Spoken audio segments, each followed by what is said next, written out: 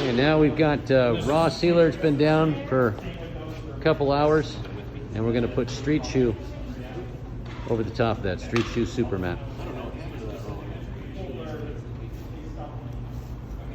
Has that been catalyzed and everything, or is it just okay? Well, you don't need the catalyst for the sample. Okay.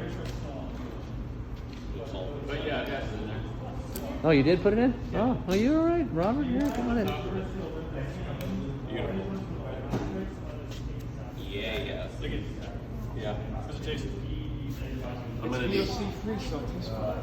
Will you keep that handy just in case?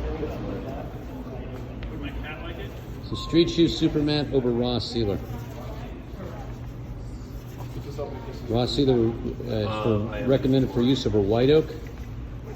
Right here, it's gonna be a little puddle. Don't want to put it over dark species just because it's got a white pigment in it, but ideal for getting that raw wood look over white oak with superior tannin blockers in the sealer. And then we're putting StreetShoe SuperMatte over the top because the gentleman here used a lot of a competitive finish, and they wanted to feel how ours was versus that.